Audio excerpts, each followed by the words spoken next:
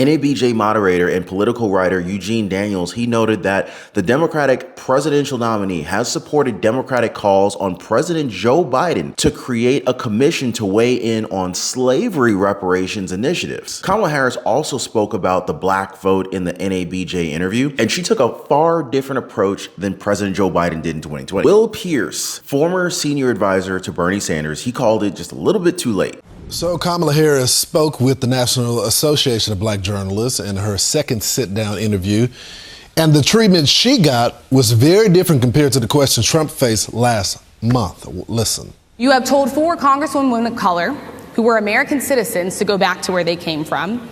You've attacked black journalists, calling them a loser, saying the questions that they ask are, quote, stupid and racist. Now, without naming any names, Kamala Harris mentioned the need to speak truth about so-called leaders who say enslaved people benefited from slavery. That's likely a reference to Florida Governor Ron DeSantis, who Harris attacked publicly for approving new guidelines on the teaching of slavery in public schools last year. But talking about people not feeling safe 2 days after the second assassination attempt on former President Donald Trump, White House press secretary was torched by Fox News correspondent Peter Doocy for, again, labeling Donald Trump a threat to democracy. Here, take a look. It's been only 2 days since somebody allegedly tried to kill Donald Trump again. And you're here at the podium in the White House briefing room calling him a threat. How many more assassination attempts on Donald Trump until the president and the vice president and you pick a different word to describe Trump other than threat? If you had to be stuck in an elevator with either President Trump, Mike Pence, or Jeff Sessions, who would it be? Does one of us have to come out alive?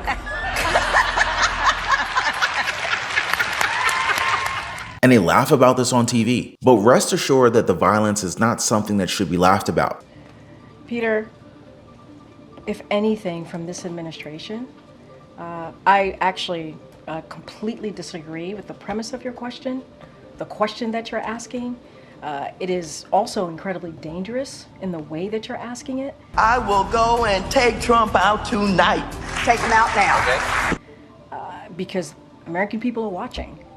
And to say that from an administration who has consistently condemned political violence, from an administration where the president called the former president and was thankful, grateful that he was okay.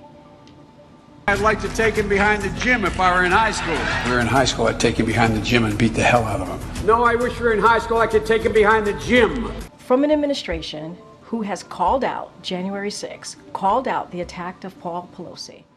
You had more than 2,000 people who were told to go to the Capitol. It was one of the darkest days of our democracy.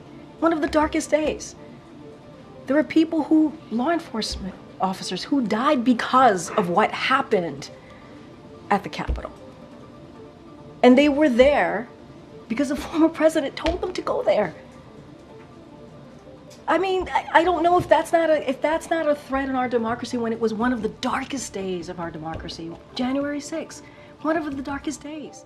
So Kamala Harris herself in the NABJ interview slammed the former president for what the moderators described as racially charged rhetoric, again, about Haitian migrants in a small Ohio town eating people's pets. Harris called what Trump said as harmful, hateful, and grounded in some age-old stuff that we should not have the tolerance for. She declared Donald Trump as someone who cannot be entrusted with standing behind the seal of the President of the United States of America, engaging in that hateful rhetoric that, as usual, is designed to divide us as a country, is what she said. One of the moderators asked the VP if this is a case of irredeemable racism that deserves some sort of a federal response to help the community heal. From there, Harris backed down and sidestepped the question. Shocker. But the damage was already done, and former President Donald Trump continues to be painted as a threat to democracy by Democrats. He confirmed it himself. In a Fox News interview after the second assassination attempt, our former commander-in-chief placed the blame on the White House, as he said that President Joe Biden and Vice President Kamala Harris's rhetoric is what is causing him to be shot at. That suspected gunman acted on highly inflammatory language of Democrats. The suspected gunman, Ryan Wesley Ruth, had an AK-47 style rifle pointing through the chain link fence out toward the green. He also had a GoPro camera, 2 backpacks. He ran from the scene but was pulled over and arrested on I-95. Later, they found out that Ruth previously echoed Biden and Kamala Harris's anti-Trump sentiments, that democracy is on the ballot of his social media pages this year, and that Democrats cannot lose. Ruth posted about politics often and donated to only Democratic candidates and causes. So for Trump, the gunman believed the rhetoric of Biden and Harris, and he acted on it. Trump called Joe Biden and Kamala Harris the enemy from within and said that they are the real threat. Trump also said that Biden and Kamala Harris's policies are destroying the country by allowing millions of very dangerous migrants to pour into and destroying our country and our cities. That on the outside, we are weak and feeble and we're not respected by the world anymore. He also slammed the media, saying that they're made up of fools that will spew Democrats' garbage and spew their sick philosophies and will protect them at all costs. So yeah, guys, we're in highly dangerous times right now, and Democrats' rhetoric, they're not helping things very much here. Neither is Kamala Harris with her word salad interviews. But what about you guys? Let me ask, do you feel safe in the country right now? Vice President Kamala Harris, she tried winning back black voters in this interview with the National Association of Black Journalists. The result? Former White House senior counsel Kellyanne Conway said she was condescending to the NABJ moderators and to a certain extent the American people. It was pretty typical. I found the vice president to be a little condescending, if not rude, to the moderators today when they dare push her to actually answer the question that they asked, and they had every right to ask, including, we saw probably 30 minutes ago, Martha and Patrick, a question about handguns. She wanted to talk about assault weapons. The moderator tried to get her back to talk about handguns. She doesn't like that, and I think Kamala Harris takes the media for granted the way she takes for granted, you know, hardcore Democrats who have never voted any other way, who are excited about her candidacy and wearing her hats, buttons, and shirts. She already feels like she has those constituencies, so she feels like she can bat the media around a little bit and bend them to her will. Look, it went down from there with President Trump when he went for that interview last month, and I think that these moderators lose an opportunity to ask questions that people are asking around the kitchen tables, over the water cooler, over the cappuccino counters.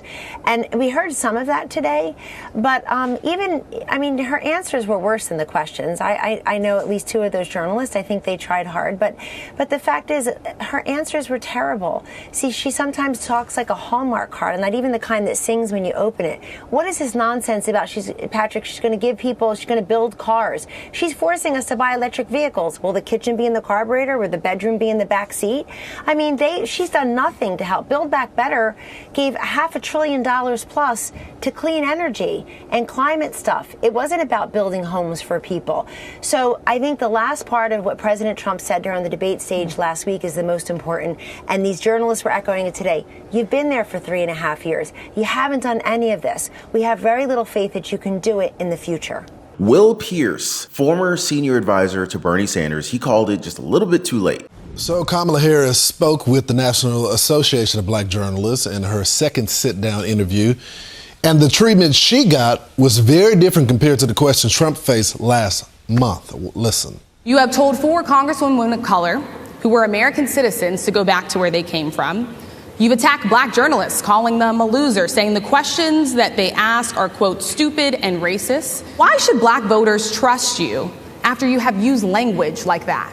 And for you to start off a question and answer period in such a hostile manner, I think it's a disgrace. Your opponent and Republicans have at times weaponized you laughing. Why is joy important to you to insert into this election?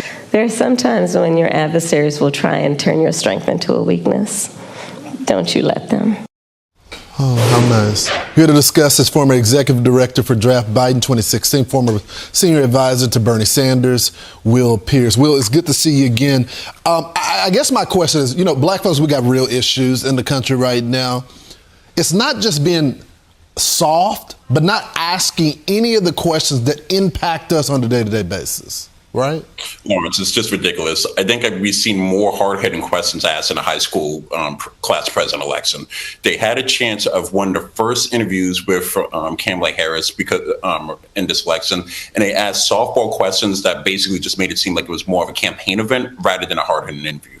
Yeah. So what's the impact on black voters? Do you think many of the folks that are living within the community are listening to an interview like this, are taking their talking points, or do you think they're just going to vote differently? I think they're going to vote differently. What we've been seeing is a major shift, especially amongst young black men. The numbers are showing that they're more shifting now to Donald Trump overall, and this has been going all throughout the whole entire summer. The main reason why the Harris campaign did this interview in the first place is because of those numbers. They were actually thinking about not doing this interview going back to July when President Trump did it, and I think this really was a tipping point when they saw the numbers, when they saw that they're losing this base. They thought, hey, we can get it back with this interview. But I'm sorry, that was just too little too late. Now remember, guys, this woman stood up for violent rioters burning down the city, and then she bailed them freaking out. In fact, Kamala Harris raised millions to help bail rioters out of jail and supported defunding our police. I read a book a long time ago, and it basically said something that was really powerful and profound to me. And it said something along the lines of, look at your 5 closest friends, and typically your income is an average of your 5 closest friends. Now, with that being said, I was kind of like thinking, okay, well, how do I find people who made way more than me so I could increase my chances of having a higher income? I mean, it only made sense, right? For less than a cup of coffee a day, for less than $1 a day, join a powerful network of people who are ready to change their lives for the better. And I will be putting a limit on this group, so get in while you can. Be positively motivated by others who are also on the same pursuit. So I'm going to leave a link for you guys so you can join me over on the Life Pursuit Network in the description down below this video. So check it out, guys, and let's not be a victim of this great wealth transfer that is taking place right now.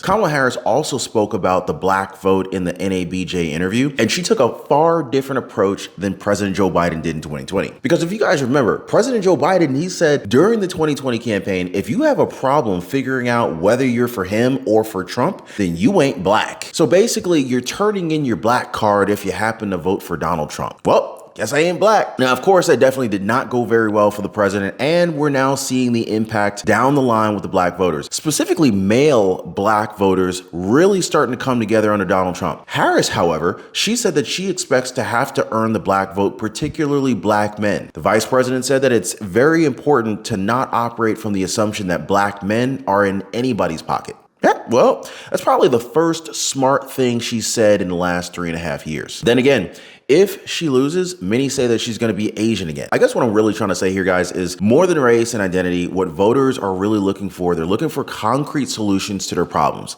And this NABJ interview with Kamala Harris just did not offer those much. NABJ moderator and political writer Eugene Daniels, he noted that the Democratic presidential nominee has supported Democratic calls on President Joe Biden to create a commission to weigh in on slavery reparations initiative. So the question to Harris was, would she as president take direct actions to create this commission, or does she believe it could happen in Congress? What we got from Kamala Harris was a signature word salad. Now, again, if it was a clear yes or no, she would have just said that. But watch what she does instead. Well, first of all, as you mentioned, Sheila Jackson Lee, she was an extraordinary leader who we just recently lost. And she was a friend and a real champion for so many issues. So I feel compelled to say that about her.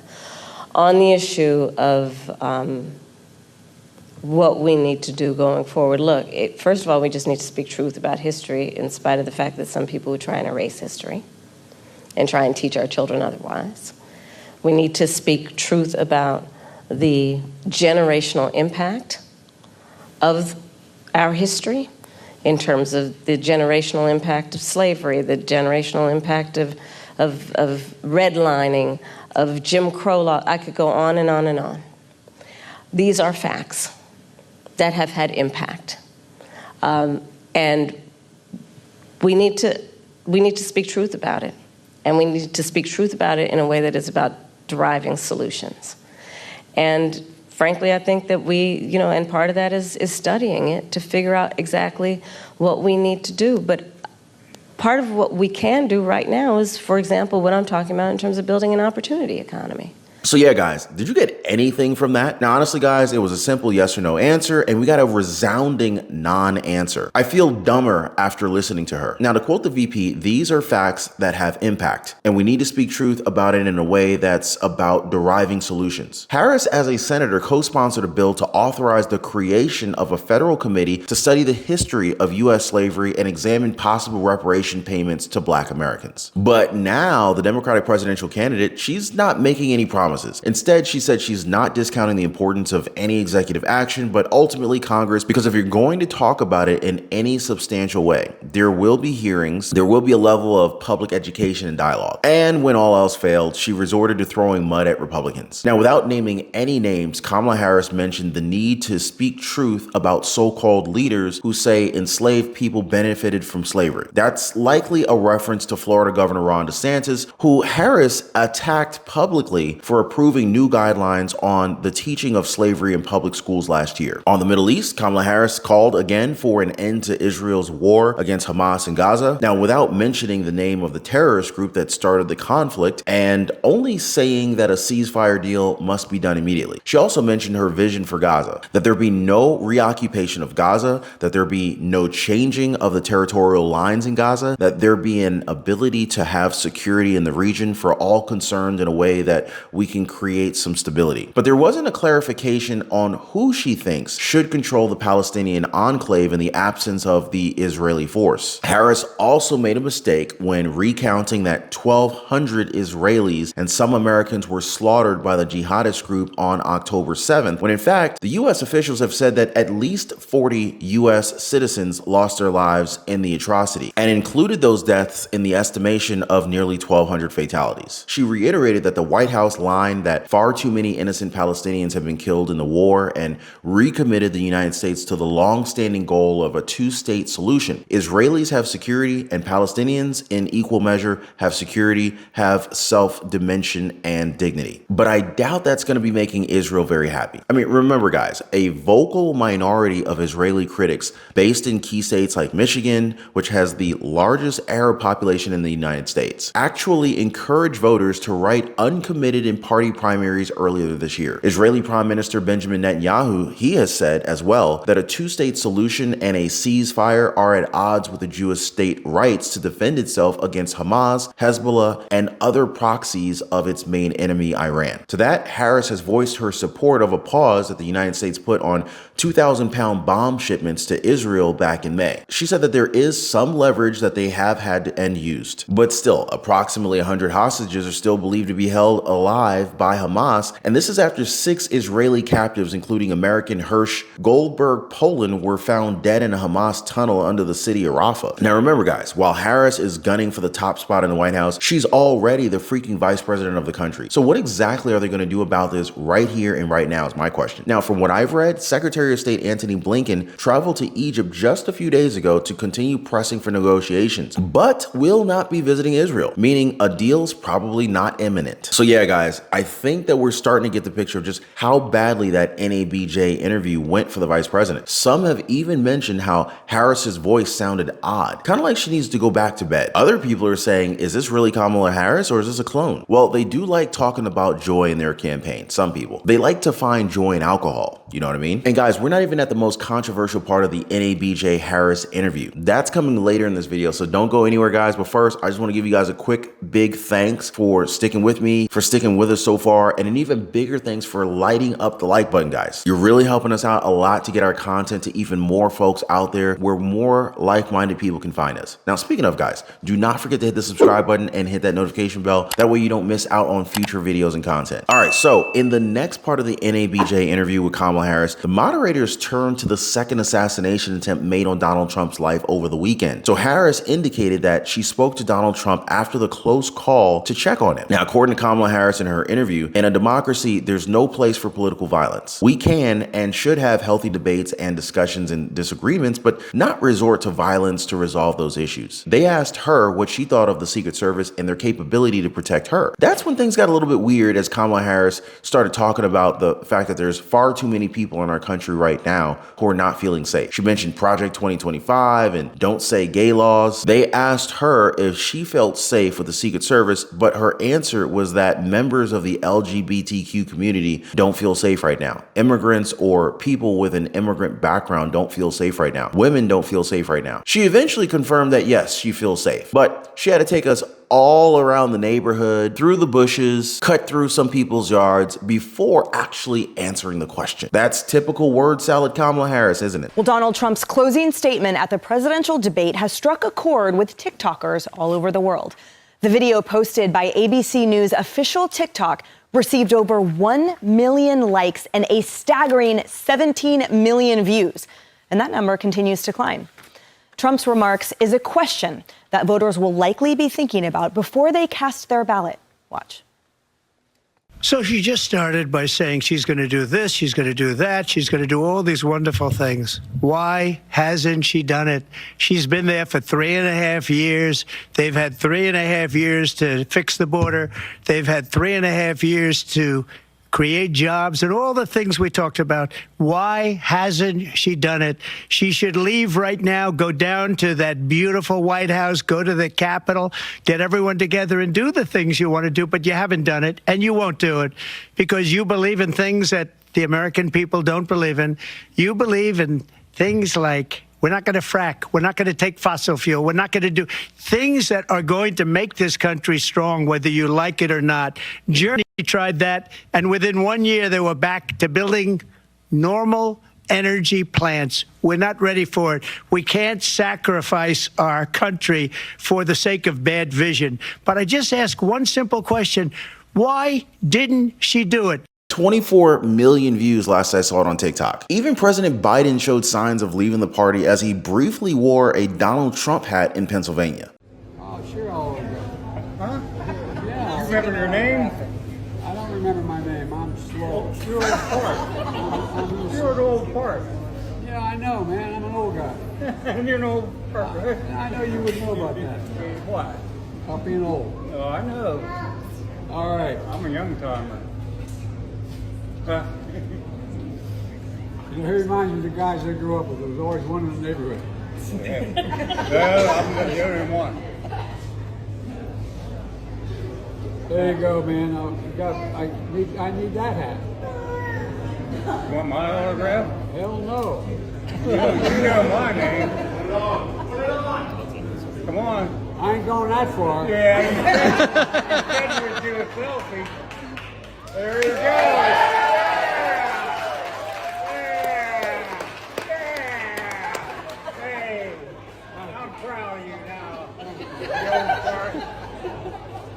Just remember, no eating dogs and cats. Hey, they're good. Thank you. They're good. Kentucky Fried Chicken. I hope you like the pizza.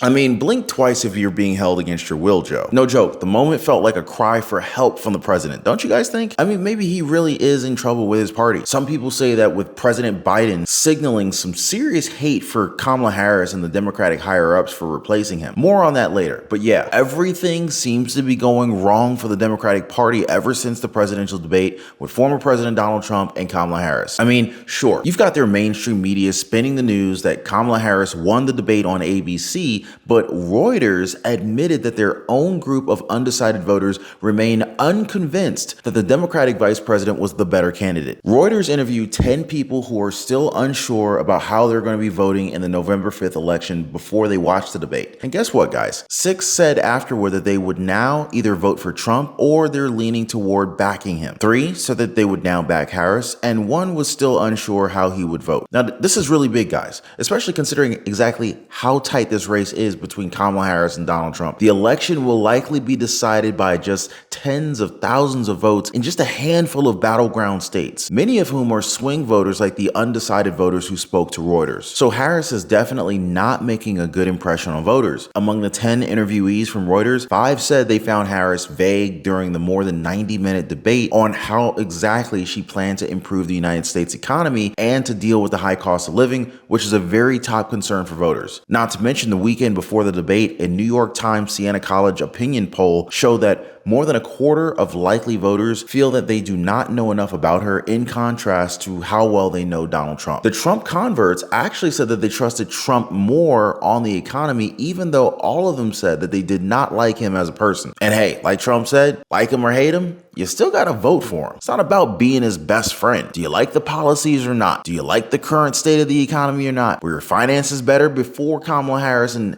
Biden or what? But true enough, guys, voters said that their personal financial situation situation had been better when Donald Trump was president during 2017 to 2021. 4 out of 6 voters said that Kamala Harris did not convince them that she would pursue different economic policies than Democratic President Joe Biden, something that they blame for the high cost of living. My understanding, according to both of them, is that that car has been identified, and I believe it's been surrounded. Whether or not that person has been apprehended or not, I don't know.